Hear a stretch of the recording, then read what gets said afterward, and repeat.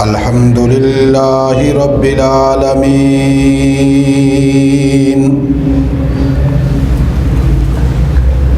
والعاقبة للمتقين والصلاة والسلام على سيد الرسل وخاتم النبيين وعلى آله وصحابه الطيبين الطاهرين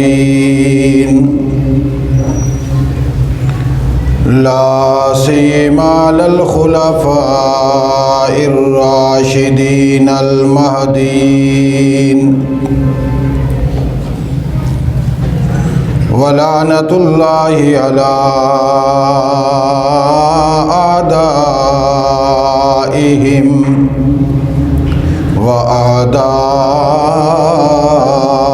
الإسلام والمسلمين.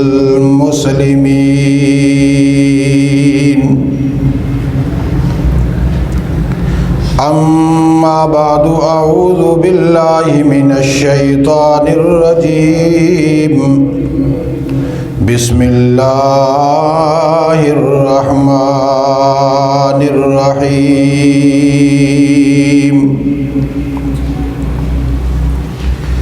هو الذي بعث في الأميين رسولا منهم يتلو عليهم آياته ويزكيهم ويعلمهم الكتاب والحكمة وإن كانوا من قبل لفي ضلال مبين.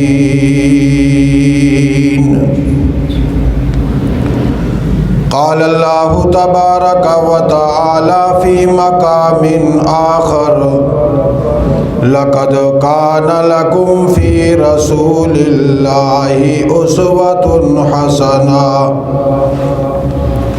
صدق الله العظيم.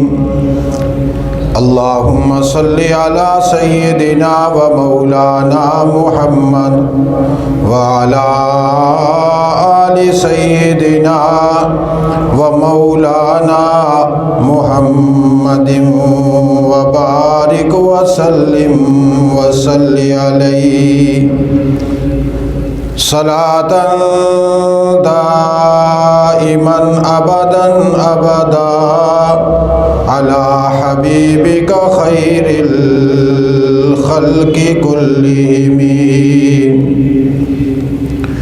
هو الحبيب الذي ترجى شفاعته لكل هول من الأحوال مقتحم.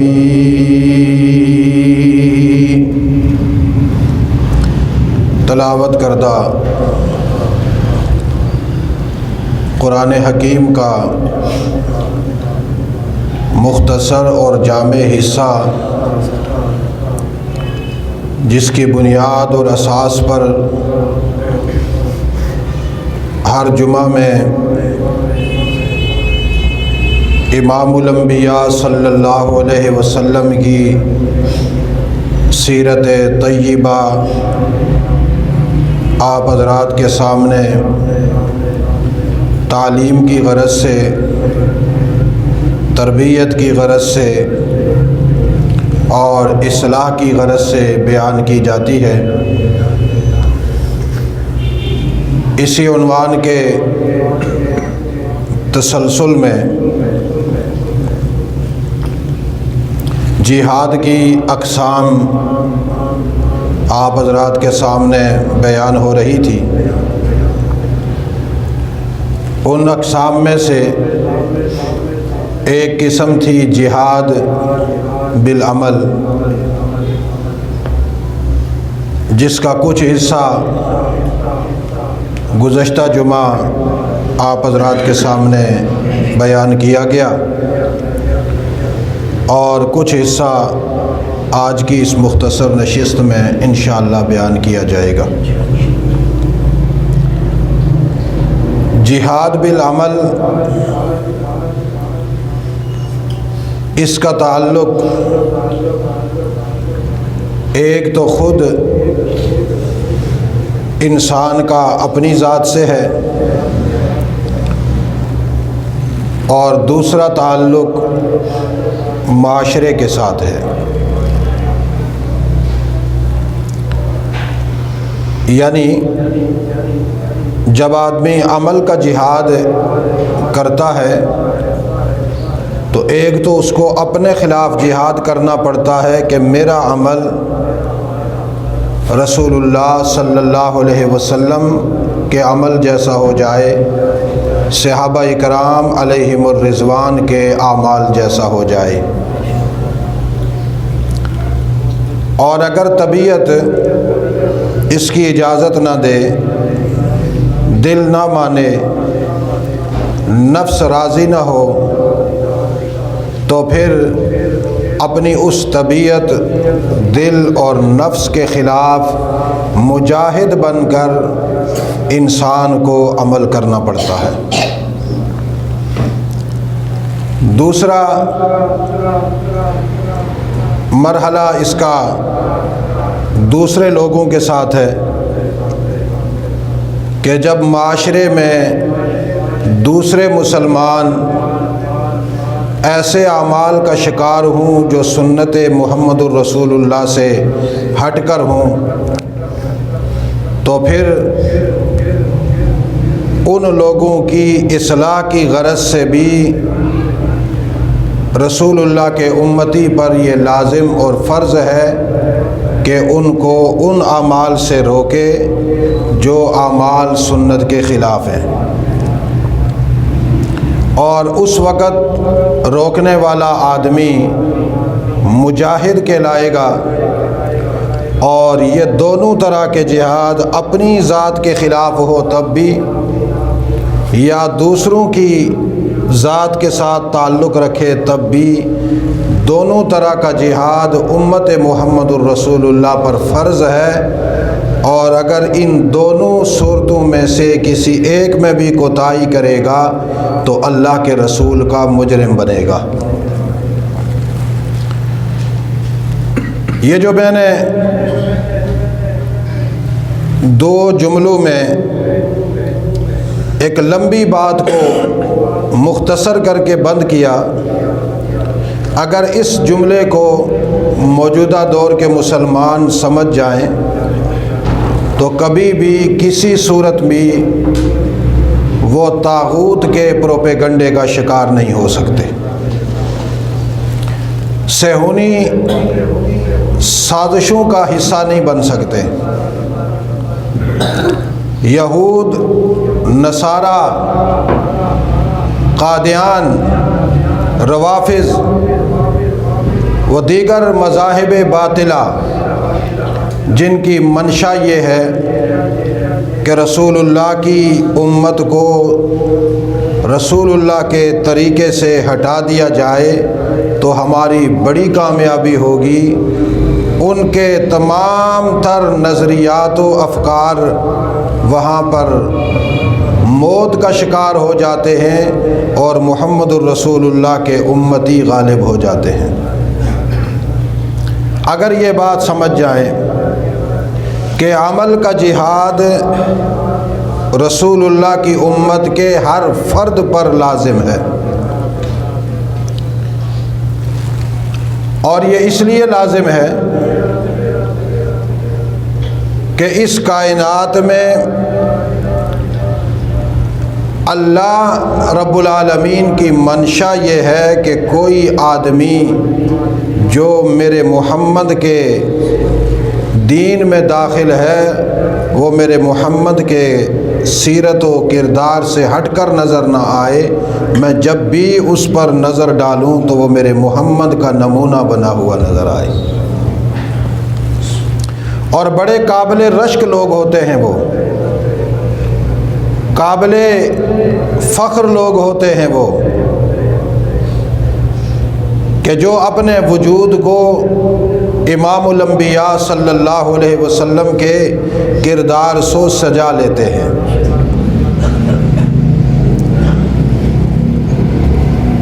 آپ نے دیکھا ہوگا اگر کسی انسان کا کوئی بیٹا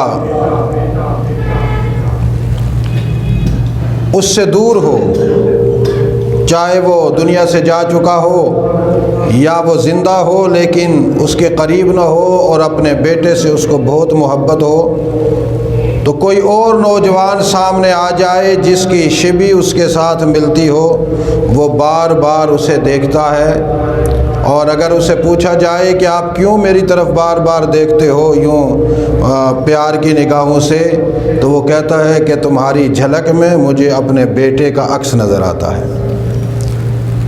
تو جب انسان اللہ کے رسول صلی اللہ علیہ وسلم کی سیرت کو، کردار کو، عمل کو اپنے وجود میں زندہ کرتا ہے تو پھر اللہ محبت کی نگاہ سے اس آدمی کی طرف بار بار دیکھتے ہیں، نظر رحمت سے دیکھتے ہیں، نظر شفقت سے دیکھتے ہیں، نظر پیار سے دیکھتے ہیں۔ اللہ آپ کیوں بار بار اس فقیر کو دیکھتے ہو؟ اللہ کہتے ہیں اس کے وجود میں میرے محمد کا عکس نظر آتا ہے۔ تو میرا وہ پیار جو میرے محبوب کے لیے ہے، میری وہ محبت جو میرے محبوب محمد الرسول اللہ کے لیے ہے، اس محبت کا حصہ اس کو بھی تو ملنا چاہیے نا، جس نے اپنے وجود میں میرے محمد کا نقشہ اتار کر سجایا ہوا ہے، رکھا ہوا ہے، میرے محمد کو اپنایا ہوا ہے۔ تو میں کیوں نہ اس کو دیکھوں؟ جب بھی میں اس میں کو دیکھتا ہوں تو مجھے اپنے محمد کا پیار یاد آتا ہے۔ اس لیے اللہ کی منشا یہ ہے کہ مجھے اس کائنات میں چلتا ہوا ہر ایک میرے محمد جیسا نظر آئے، اور اللہ نے فرض کر دیا ہے امت پر کہ عمل کا جہاد تمہارے اوپر فرض ہے۔ آج صہیونی طاقتیں اپنی تعلیم کی قوت پر، اپنی دولت کی طاقت پر، اپنی فکر کی طاقت پر، اپنی نظریات کو عام کرنے کے ماحول میں وہ یہ چاہتے ہیں کہ یہ معاشرہ زبان سے جتنا مرضی محمد کا نام لے، اللہ کا نام لے، ہمیں کوئی اعتراض نہیں، لیکن اس کے وجود میں نہ ہمیں محمد نظر آئے نہ خدا کا قانون نظر آئے۔ اسی لیے آپ نے دیکھا ہوگا جس آدمی کے وجود میں رسول اللہ کا عکس اور پرتاؤ نظر آتا ہے تو اس آدمی کو دیکھتے ہی صہیونی ایجنٹ آگ بگولا ہو جاتے ہیں، انہیں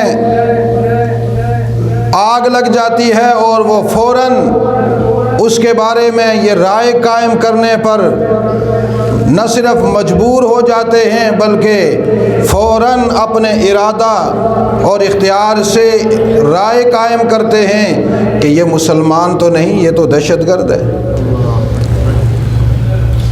اسی لیے انہوں نے حلیہ محمد الرسول اللہ کو، خصال محمد الرسول اللہ کو، شمائل امام الانبیاء کو دہشت گردی کا حلیہ قرار دے دیا، اور جہاں دہشت گردی کا حلیہ نہ چل سکا تو وہاں یہ کہنا شروع کر دیا کہ یہ تو چند ملوانوں کا حلیہ ہے، جاہل ملاؤں کا حلیہ ہے، ہم تو پڑھے لکھے لوگ ہیں، ہمارے پاس تو تعلیم ہے۔ بھلا تعلیم والے بھی کبھی یوں ہوا کرتے ہیں؟ ان کی شلوار بھی کبھی ٹخنوں سے اوپر ہوئی ہے جن کے پاس تعلیم ہو، ان کے سر پہ بھی کبھی ٹوپی ہوئی ہے جن کے پاس ڈگریاں اتنی ہوں، ان کا لباس بھی کبھی شرعی ہوا ہے جن کے پاس اتنی ڈگریاں ہوں۔ ان کے پاس کبھی زبان پر اللہ اللہ اور رسول اللہ کا نام ہو سکتا ہے جن کے پاس اتنی ڈگریاں ہوں؟ وہ بھی کبھی دسترخوان پر بیٹھ کر کھانا کھاتے ہیں جن کے پاس اتنی ڈگریاں ہوں؟ وہ بھی کبھی یوں سادگی کے ساتھ اپنی خوشی مناتے ہیں جن کے پاس اتنی ڈگریاں ہوں؟ وہ بھی کبھی اپنی زبان سے اور ہر وقت یہ کہتے ہیں کہ ہمارا ہر عمل وہ 1500 سال پرانے گزرے ہوئے محمد الرسول اللہ جیسا ہو جائے؟ یہ بھی کوئی بات ہے؟ اتنی تعلیم جو حاصل ہم نے کی، اتنی دولت کمائی، معاشرے میں جو اتنا مقام حاصل کیا، ہم مقام سے کیسے گر سکتے ہیں؟ یہ تو گرے پڑے لوگوں کا نظام ہے، ہم تو معاشرے کے بڑے اوپر درجے کے لوگ ہیں۔ ہمارے لیے جو قانون ہے، جو نظام ہے، وہ ہے جن سے ہم نے تعلیم حاصل کی، ان جیسا بن کر دکھانا چاہیے۔ لہٰذا کوئی سمجھائے بھی تو کہتے ہیں بابو پرانے دور کی باتیں اپنے پاس رکھو۔ آپ کو پتہ 2020 چل رہا ہے، 2020 چل رہا ہے، ہم نے جو ڈگریاں لی ہیں نا اس میں یہ نہیں ہے تم جوڑو اپنے پاس رکھو۔ اللہ کہتا ہے تم جو مرضی کر لو، 2020 نہیں 2040 بھی آ جائے، ہر زمانے کا حکمران میرا محمد ہے، ہر زمانے کا حسن میرا محمد ہے، ہر زمانے کا دلہا میرا محمد ہے، ہر زمانے کا کمال میرا محمد ہے، ہر زمانے کا جمال میرا محمد ہے، ہر زمانے کا دلہا میرا محمد ہے۔ جو میرے محمد کے قدموں پہ لپک کر اپنی زندگی گزارے گا، میں اس کا نام عرش معلیٰ کے ساتھ لٹکا دوں گا، اور جو میرے محمد سے دور زندگی گزارے گا، وہ دنیا کا کتنا ہی اعلیٰ ترین آدمی کیوں نہ ہو، بنا ہوا کیوں نہ ہو، میں اس کا مقام خنزیر سے بھی بدتر کر دوں گا۔ اور یہ جو آج کل کے دور میں جن کو اپنی تعلیم پر یا اپنے نظام پر ناز ہے نا، میں رات کو بھی ایک فوتگی پہ گیا تو وہاں ایک آدمی روٹی کھا رہا تھا، پہلے تو پتہ ہی نہیں چل رہا تھا کہ یہ کدو ہے یا انسان ہے، سر بھی مونڈا ہوا، مونچھیں بھی مونڈی ہوئی، داڑھی بھی مونڈی ہوئی، میں سوچ رہا تھا کہ شاید کشمیر سے کوئی کدو آیا ہے، پھر میں نے کہا نہیں شاید منسیرے سے آیا ہو، پھر مجھے لگا نہیں شاید یہ مری سے آیا ہے، تو تھا مری کا کدو، پتہ ہی نہیں چل رہا تھا، اور کھانا ایسے کھا رہا تھا یقین کریں کوئی 20 سال کا بھوکا کتا بھی اس طرح نہیں کھاتا۔ تو میں دیکھتے دیکھتے یوں میں اس کو دیکھوں، پھر میں نے آنکھیں بند کی، پھر سوچا، میں نے کہا یہ کیا سمجھتے ہیں اپنے آپ کو، ہم انسان ہیں، رب العالمین کی قسم یہ تو خنزیر سے بھی بدتر زندگی گزار رہے ہیں اور اپنے آپ کو یہ بڑا اعلیٰ قسم کا انسان سمجھتے ہیں۔ اگر اس نے چند لمحہ بھی محمد الرسول اللہ کی سنت اور دین کو سمجھا ہوتا اور اس کے ماں باپ نے اس پہ احسان کیا ہوتا، اسے بتلایا ہوتا بیٹا دنیا کے جس کونے میں مرضی چلے جاؤ، محمد کی سیرت اور سنت کا دامن نہ چھوڑنا، آج یہاں کھانا کھا رہا ہوتا، فرشتے بھی اس پر ناز کرتے۔ جب کوئی آدمی رسول اللہ کی سنت کے مطابق تہذیب میں آ کر کھانا کھاتا ہے، کھانا یہ کھا رہا ہوتا ہے، پیٹ یہ بھر رہا ہوتا ہے، بھوک اس کی مٹ رہی ہوتی ہے، خدا بھی اس پہ ناز کرتا ہے، ملائکہ بھی اس پہ ناز کرتے ہیں۔ اسی لیے اللہ کے نبی صلی اللہ علیہ وسلم کا ارشاد حضرت عبداللہ ابن مسعود رضی اللہ تعالیٰ عنہ نقل کرتے ہیں، ذرا ان جملوں پہ غور کیجئے گا۔ حضرت عبداللہ ابن مسعود رضی اللہ تعالیٰ عنہ فرماتے ہیں اللہ کے رسول صلی اللہ علیہ وسلم نے فرمایا مجھ سے پہلے جتنے انبیاء آئے جس جس جگہ پر اللہ نے ہر نبی کو کچھ حواری اور کچھ اصحاب عطا فرمائے،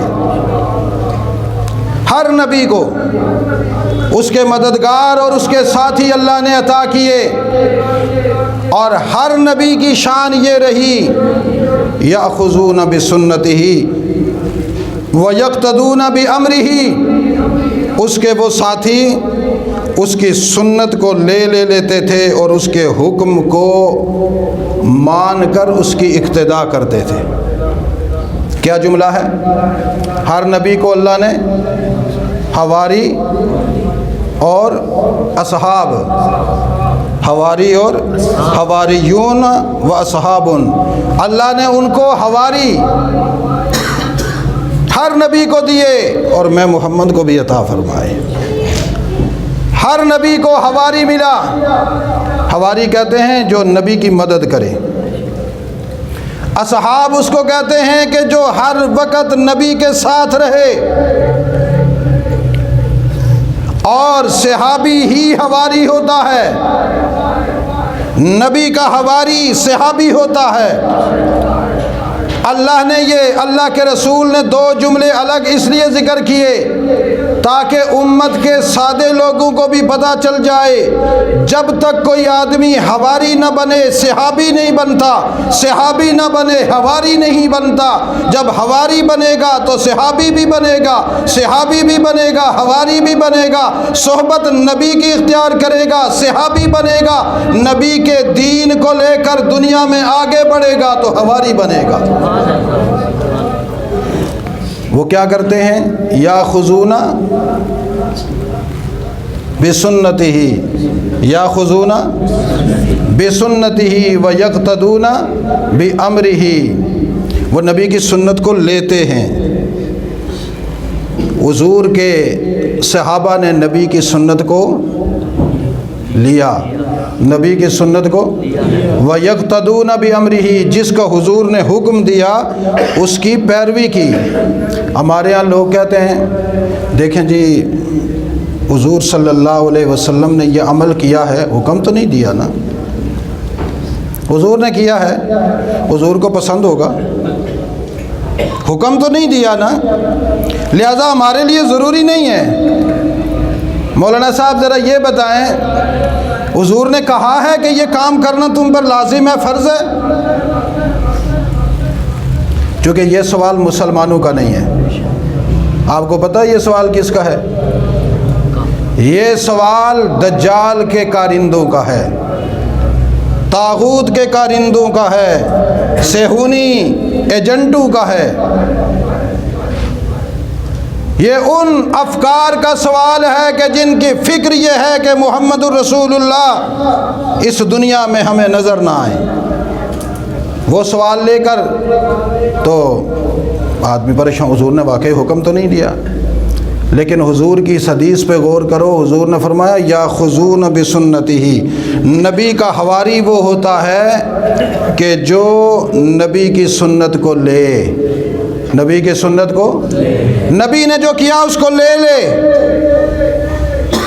آج 15 صدیاں گزرنے کے بعد بھی جو امتی رسول اللہ کی سنت کو اختیار کرے گا وہ رسول اللہ کا حواری بنے گا۔ اور یہاں یہ بات بھی یاد رکھیے گا، صحابی تو رسول اللہ صلی اللہ علیہ وسلم کی زندگی تک خاص تھے۔ جب تک رسول اللہ دنیا میں تھے صحابہ کا وجود تھا، صحابی بن رہے تھے، بنتے تھے۔ جب رسول اللہ دنیا سے چلے گئے تو پھر صحابی بننا ختم ہو گیا۔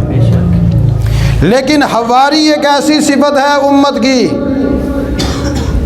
کہ یہ قیامت تک رہیں گے، قیامت تک رہیں گے۔ جو بھی نبی کی دین کی مدد کرے گا وہ نبی کا حواری کہلائے گا۔ مجھے اور آپ کو حضور کا حواری بننا چاہیے یا نہیں بننا چاہیے؟ تمنا ہے یا نہیں؟ کس کی ہے؟ کہ اللہ قیامت والے دن کہیں میرے محمد کے حواری آ جاؤ، صحابہ تو کھڑے ہی ہو جائیں گے، لیکن ہم میں سے بھی تو کوئی کھڑا ہونا، یا اللہ تیرے نبی کا حواری میں ہوں۔ اور مجھ جیسا آپ جیسا کوئی کمزور آدمی شرمائے کہ ہم نے تو کچھ کیا نہیں، ہم تو بڑے کمزور لوگ تھے، ہم اپنا ہاتھ نہ اٹھا سکیں تو رب تعالیٰ خود کہے تو بھی تو ہاتھ کھڑا کرنا، تو نے بھی تو میرے نبی کے حواری کا کردار ادا کیا تھا۔ جب ساری دنیا نبی کے دین اور سنت کو عیب سمجھ رہی تھی، تو نبی کی سنت کو زندہ کر رہا تھا، حواری ہے کھڑا ہو جا۔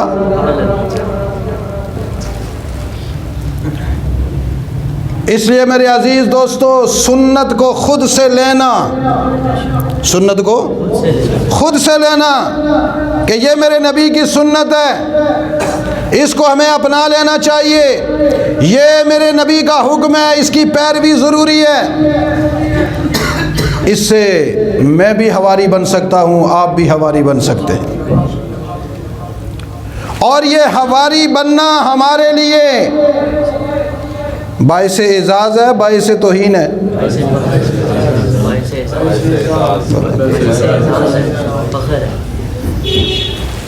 ہائے ہائے، جب کوئی نبی سے یاری لگاتا ہے، دوستی لگاتا ہے، نبی کے ہر عمل کو اعزاز کے ساتھ اپناتا ہے، اللہ کہتے ہیں اس نے میرے نبی کے عمل کو اپنے لیے اعزاز سمجھا، تو فرشتوں اس کی تقدیر کی کتاب میں لکھ دو کہ میں نے اس کو اتنا معزز بنا دیا، اتنا معزز بنا دیا، اتنا معزز بنا دیا، کل قیامت والے دن جہاں میرا محمد کھڑا ہوگا ساتھ ہی یہ بھی کھڑا ہوگا۔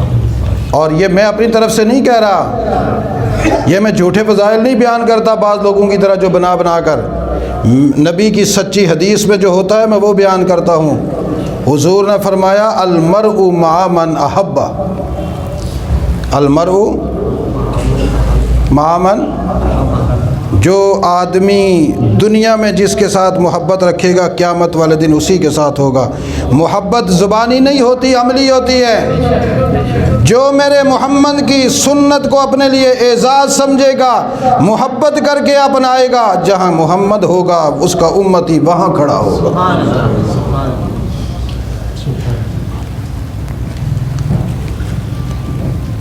آج کل چونکہ وہ سیلفیوں کا دور ہے، کوئی تھوڑا سا بھی قداور آدمی آ جائے تو لوگ اس کے ساتھ کھڑے ہو کر سیلفیاں بناتے ہیں۔ میں بھی کہیں جاتا ہوں میرے ساتھ بھی لوگ بنائیں، حضرت ایک سیلفی، اچھا جی بنا لو، کیا کروں اب بناؤ، کیا جی دو دکھانی ہوتی ہے جی، سیلفی بناتے ہیں یا نہیں بناتے؟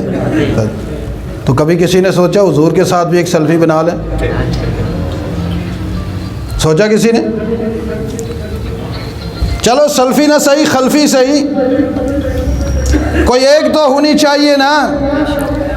ہم حضور یوں ہوں، ہم حضور سے کہیں آقا آپ کے ساتھ بھی ہم اپنی ایک تصویر بنانا چاہتے ہیں۔ عرش والا کہتا ہے میرے محمد کو اپنی نگاہ میں رکھو، دل میں رکھو، جیسا محمد ہے ویسے بننے کی کوشش کرو، سنتوں کو اپناؤ، دین کو اپناؤ، میرے محمد کے غلام بنو۔ تمہارے چہرے پر محمد کا عکس نہ اتار دوں تو محمد کا خدا نہیں ہے، تمہیں جو بھی دیکھے گا تمہارے چہرے میں محمد کا نور نظر آئے گا۔ یہ جو ہمارے چہرے ہیں نا، یہ چہرے اللہ نے ان کو ایک شان یہ دی ہے۔ اگر حضور کی امت میں ہمیں پیدا کیا تو اللہ نے کہا ان چہروں میں میرے محمد کا نور بھی آئے گا، لیکن شرط یہ ہے کہ پہلے اس وجود میں محمد جیسا اپنے آپ کو بنا کر پیش کرو۔ اور ہمارے نوجوانوں کا شوق کیا ہے؟ انگریز کا نور آ جائے ہمارے اندر، انگریز کا نور آ جائے۔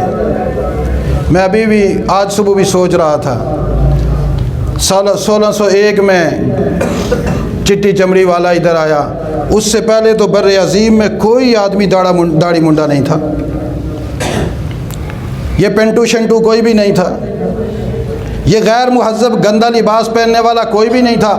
سارے مسلمانوں کا کلچر وہ تھا جو رسول اللہ کے زمانے میں صحابہ اکرام آئے، ان صحابہ اکرام کا سر پہ پگڑی، اچھے قمیص شلوار، بہترین لباس، مہذب لباس جس میں رسول اللہ کی سنت ٹپکتی ہوئی نظر آتی تھی۔ یہ تو فرنگی کی محنت ہے کہ اس نے سب کو مرنگی بنا دیا۔ تو ہمیں حضور جیسا بننا چاہیے یا نہیں بننا چاہیے؟ یاخذون بسنتہ، نبی کے حواری حضور کی سنت کو لیتے ہیں اور ان کے حکم کی اقتداء کرتے ہیں۔ پھر آگے والا جملہ سن کر میں تقریر ختم کرتا ہوں، سنو۔ حضور نے فرمایا اس کے بعد یہ ہوا کہ کچھ لوگ ایسے آئے جو ناخلف تھے۔ کیا ہوئے؟ ناخلف تھے، انہوں نے نبی کا طریقہ چھوڑ دیا، نہ تو سنت اپنائی، نہ اس کے امر کا خیال کیا، نہ حکم کا خیال کیا، نہ ہی اس کی سنت کو اپنایا، بس اپنی زندگی گزارنے لگے۔ جی ہم پڑھے لکھے لوگ ہیں، تو آج کل کے دور کی زبان میں کہتا ہوں ہم پڑھے لکھے لوگ ہیں، ہماری اپنی مرضی ہے جیسے ہم کریں۔ اس طرح کے لوگ آ گئے تو پھر حضور نے فرمایا فمن جاہدہم بیدہ فہو مومن ومن جاہدہم بلسان فہو مومن ومن جاہدہم بقلب فہو مومن ولیس وراء ذالک حبۃ خردل من الایمان۔ ایسے طبقے سے جو آدمی اپنے ہاتھ سے جہاد کرے وہ مومن کہلائے گا، ایسے آدمی سے جو آدمی اپنی زبان سے جہاد کرے وہ مومن کہلائے گا، ایسے آدمی سے جو آدمی اپنے دل سے جہاد کرے وہ مومن کہلائے گا۔ اگر دل سے بھی جہاد نہیں کرتا، زبان سے بھی جہاد نہیں کرتا، ہاتھ سے بھی جہاد نہیں کرتا، وَلَيْسَ وَرَاءَ ذَلِكَ، پھر اس سے پیچھے ایمان کی رتی بھی نہیں رہتی۔ جو ان کو نہ برا سمجھتا ہے، نہ برا کہتا ہے، نہ برائی سے روکتا ہے، وہ اپنے آپ کو مومن نہ کہلائے۔ لوگ کہتے ہیں ہمیں تو آزادی کا حق حاصل ہے۔ آپ کون ہوتے ہیں جی ہمیں سمجھانے والے؟ ہم خود بڑے سمجھدار ہیں۔ آپ بتاؤ یہ جملے معاشرے میں عام ہیں یا نہیں ہیں؟ یہ ہماری نوجوان نسل میں یہ چیزیں یہودی چربے پیدا کر رہے یا نہیں پیدا کر رہے؟ تو پھر حضور نے تو فرمایا وہ مومن ہی نہیں ہے۔ ایک آدمی سنت کے خلاف کر رہا ہو، دوسرا آدمی اس کو پکڑ کر کہے بابو سنت پر چل، یہ جہاد ہے۔ اور اگر اس کو پکڑ کر 2 تھپڑ لگا کے نہیں کر سکتا تو یہ تو زبان سے کہے میاں دیکھو حضور کے امتی ہو، کیا کر رہے ہو، کہاں جا رہے ہو۔ جس کو کہا جائے وہ کم از کم میں تو کہتا ہوں اس کو اتنا جو ہے نا احسان مند ہونا چاہیے کہ جو روکے اس کے پاؤں پہ بوسہ دے کر کہے مہربانی میرے محسن تو نے تو مجھے کفر سے بچا لیا، بے ایمانی سے بچا لیا، محمد کے قدموں میں لے کے آ رہے ہو۔ اور یہاں کتے کی طرح پڑ جاتے ہیں او جی یہ کیا کہ تم کون ہوتے ہو۔ اور آج کل ہمارے یہ کچھ نمازی حضرات بھی ہوتے ہیں مسجدوں میں، جمعہ تو پڑھ کے چلے جاتے ہیں کہ مولانا صاحب نے بڑی غلط باتیں کی ہیں جی، سارا اٹیک ہی ہم پہ تھا، سارا کچھ ہمیں کہا ہے جی، حالانکہ ہم تو گئے تھے نماز پڑھنے، انہوں نے تو ہمارا تو آج تیا پاچا نکال دیا۔ تیا کیا تمہارا ستیا بھی نکلنا چاہیے اگر اس طرح کرو گے تو حضور نے فرمایا کہ جب امت میں دین مٹ رہا ہو، سنت مٹ رہا ہو، وہاں پر جہاد بالعمل، وہاں پر کیا ہے؟ اونچی آواز سے کیا ہے؟ جہاد بال۔ یہودی فکر توڑ ڈالو، دجالی فکر توڑ ڈالو، میں نے قسم کھا رکھی ہے دجال کی ہر فکر کو توڑنے کی۔ جس راستے سے دجال اپنی فکر پیش کرے گا میں اس کے مقابلے میں محمد کی سچی حدیثوں سے دلائل لے کر آؤں گا، قرآن کی آیات سے لے کر آؤں گا۔ کوئی مانے یا نہ مانے، کسی کے دل میں بات اترے یا نہ اترے، کوئی اسلام کو تسلیم کرے یا نہ کرے، یہ فقیر محمد کے قدموں میں کھڑا ہو کر محمد کی سنت کا دفاع کرتا رہے گا۔ کیوں؟ میری ڈیوٹی ہے، آپ کی ڈیوٹی ہے نہیں؟ ڈیوٹی آپ کی؟ بولو کس کس کی ہاتھ کھڑا کریں؟ تو پھر جہاد بالعمل ہونا چاہیے یا نہیں ہونا چاہیے؟ من جاہدہم بالید، جس کے اوپر آدمی کی حکمرانی چلے نا، مثلا باپ ہے بیٹے کو تھپڑ مار سکتے ہیں نہیں مار سکتے؟ استاد شاگرد کو، امام صاحب نمازیوں کو مار سکتے ہیں؟ ہاں تیار ہو جاؤ، اپنے آپ کو تیار کرو۔ امام صاحب اگر ڈنڈا بھی مار دیں بھائی ہاں کیا کر رہے ہو، تو نمازی کہے استاد جی آئندہ نہیں کروں گا۔ یہ نہیں کہ او جی میں نماز پڑھنے آیا تھا تو مجھے یہ کہا، مارے گا کوئی نہیں، لیکن اتنا ضرور کہے گا کہ بھائی اللہ کے بندو خیال تو کرو۔ جیسے میں کبھی کبھی غصے میں کہہ دیتا ہوتا ہوں، اور یہ غصہ میرا نہیں ہوتا، یہ اوپر سے آتا ہے، میرے دماغ میں غصہ نہیں ہے نا میرے دل میں ہے۔ یہ جو بچے میرے ارد گرد بیٹھتے ہیں یہ مجھے پوچھتے رہتے ہیں کہ آپ اتنے خوش مزاج ہیں، وہاں کیوں غصے میں ہو جاتے ہیں؟ ممبر اللہ کا ہے، میرا تو ہے نہیں، یہ نبی کی نشست ہے، میری تو ہے نہیں، مجھے پتہ ہی نہیں چلتا، میں اپنے کنٹرول میں ہی نہیں ہوتا۔ کیوں؟ جہاں بات میرے نبی کی آ گئی، جہاں بات میرے محمد کی آ گئی، جہاں بات میرے خدا کی آ گئی، میرا تو جی کرتا ہے میرے سامنے ہوں میں ان سے جفیاں لگا لگا کر ان سے پیار کروں۔ تو چلو ہم اس طرح تو نہیں لگا سکتے، نبی کی سنت کو تو اپنی جفیاں لگا سکتے ہیں نہیں لگا سکتے؟ چوم سکتے ہیں یا نہیں؟ 3 صورتوں کے علاوہ ایمان نہیں ہے۔ اگر کوئی آدمی دل میں بھی برائی نہیں سمجھتا نا کسی دوسرے کو ترک سنت پر یا اپنے آپ کو ترک سنت پر، تو اس آدمی کے دل میں ایمان۔ تو یہ آزادی آزادی آزادی، رائے کی آزادی، عمل کی آزادی، یہ بندے کو بے ایمان بناتی ہے۔ کیا بناتی ہے؟ آج کے بعد اس جملے کو توڑ ڈالو، کہو یہ کوئی جملہ نہیں ہے ہمارے نبی کا، جو ہمارے نبی نے ہمیں بتایا کہ تم میرے غلام ہو، قیامت تک غلام رہو گے، محمد کے غلام کہلاؤ گے، جو محمد کا قانون چلے گا اس کے پابند رہو گے۔ اللہ ہمیں عمل کی توفیق نصیب فرمائے۔ لقد يسرنا القرآن للذكر فهل من مدكر